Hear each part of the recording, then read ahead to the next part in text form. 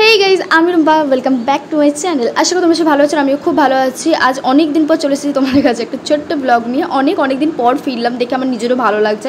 যাই হোক, তো আজকে ডান্সের এক্সাম আছে। ডান্সের এক্সামের কারণে ভাইকে বলছিলাম যে আমাকে একটু পৌঁছে দিয়ে আসতে। আমি না বাড়িতে খুব একটা কাউকে বলি না, তার কারণ একটাই, সবার সব রকম কাজ থাকে, তো আমি নিজের মতো বেরিয়ে যাই। আর এই যে এখানে দেখতে পাচ্ছ, কাকিমা আমাকে সাজিয়ে দিচ্ছে। কাকিমারা সত্যি, আমার দুটো কাকিমা আছে ডান্সের ক্লাসে, দুই কাকিমা আমাকে প্রচুর হেল্প করে। ওই কাকিমাদের বাড়িতে গিয়ে আমি সাজছিলাম আর কি। আমি তো টাইমে গিয়েছিলাম, বাট দুজন একসাথে রেডি হচ্ছিলাম বলে অনেকটা লেট হয়ে যাবে, খুব একটা ভিডিও কিছু করা হয়নি। সেই জন্য আমি কাকিমাকে বললাম যে কাকিমা তুমি একটু অ্যাক্টিং করতে থাকো আমার সাথে, আমার কপালে টিপে ফোটোটা দাও আর আমি একটু ভিডিও করে নিই। আচ্ছা, আমাদের কি অনেক ভালো লাগছিল, মানে অনেক সুন্দর লাগছিল। সবাই এমনভাবে মুখের দিকে তাকিয়েছিল না, সত্যি বলছি আমি অনেক লজ্জা পাচ্ছিলাম।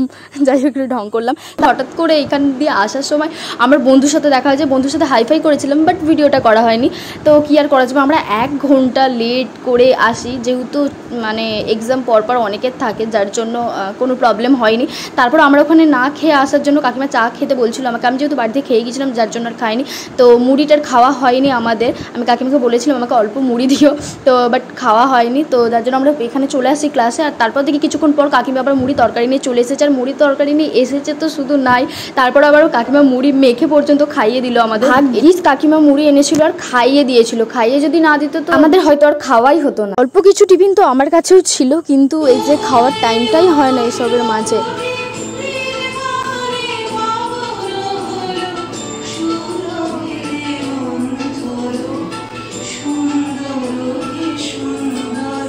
আমাদের এই ডান্সটা দেখে এক্সাম নিতে আসা ম্যামরা খুবই মানে প্রশংসা করেন।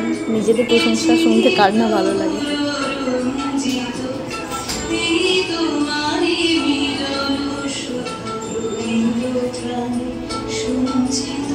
তারপর নেক্সট এক্সামটা ছিল ভরতনাট্যমের, তো ওটার জন্য আবার রেডি হতে হয়। তো আমি যতটা পারি নিজে থেকে রেডি হয়ে, যে কানের পড়া, হাড় পড়া, এগুলো টুকটাকগুলো হয়, বাট কিছু ছোটো কাজ থাকে যার জন্যই কাউকে দরকার পড়ে। তো ওখানে আমি বলেইছিলাম যে আমার 2 কাকিমা আছে, আমাকে খুব হেল্প করে, মানে ভীষণই হেল্প করে, যেহেতু আমার মা যেতে পারে না। যতটা পারা যায় নিজের থেকে করি। আর টুকটাক যে সেফটি পিন খোলা, মাথার ফুল টুল খোলা, এগুলো হচ্ছে বোনেদের বলি, বা পাশাপাশি যদি কেউ থাকে তো তাদেরও আমি হেল্প করি।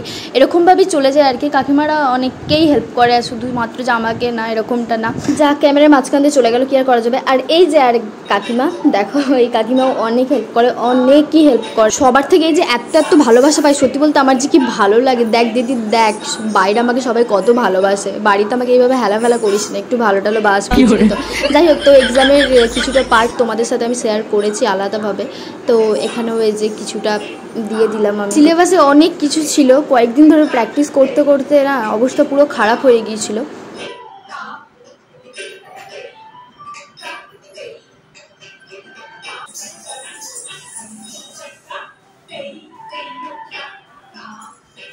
তারপর তো এক্সাম দেওয়া হয়ে যায়। আর ফেরার পথে আশেপাশে বাড়ি দেখে আমি ঘুঙুরের আওয়াজটা একটু বেশি করে করছিলাম, যাতে আমার মতো ভীতু মানুষটা একটু ভয় পায়।